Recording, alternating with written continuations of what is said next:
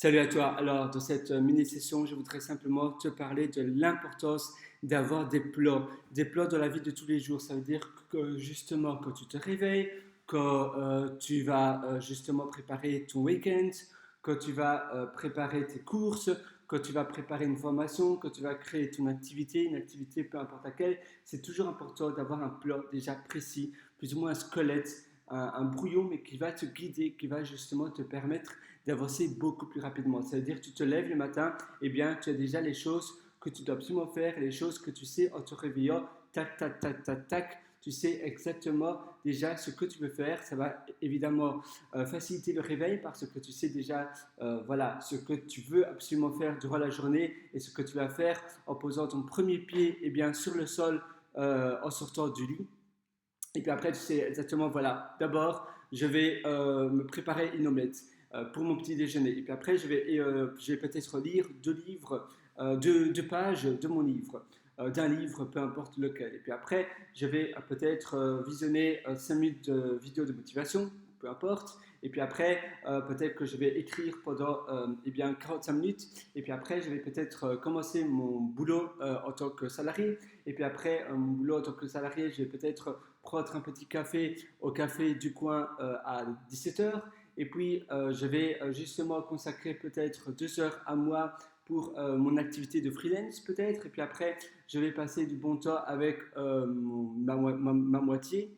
Voilà, copain, copine, ou peut-être avec ma famille.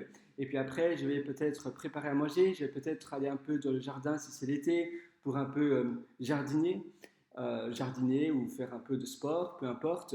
Et puis après, je vais aller au lit. Et au moins, tu auras, tu vois, un plan déjà précis et tu sauras exactement comment tu vas de la bonne direction ou pas dans ta vie.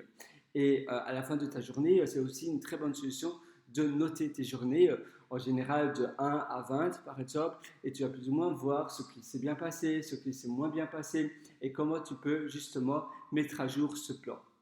Quand tu as un week-end qui est un peu différent, eh bien c'est aussi bien d'avoir un plan déjà et essayer de le maintenir. Maintenant, c'est vrai que les imprévus, il y en a tout le temps. Et je suis le premier à dire que finalement, c'est impossible de savoir ce qui va se passer. Même demain, il y aura toujours des imprévus. Mais c'est toujours bien de simplement avoir un petit plan avec le moins de choses précises, mais au moins ça motive aussi pour le lever. Ça motive voilà, que tu te sens un peu le moral un peu plus bas et que tu n'as pas trop envie de te réveiller parce que finalement tu ne sais pas trop voilà, je me lève, mais qu'est-ce que je vais faire aujourd'hui? C'est dimanche matin, j'ai pas énormément de choses à faire. Et bien, au moins, tu auras déjà un plan et tu seras directement, tu vas pas perdre de temps, tu vas pas perdre de temps sur ton téléphone.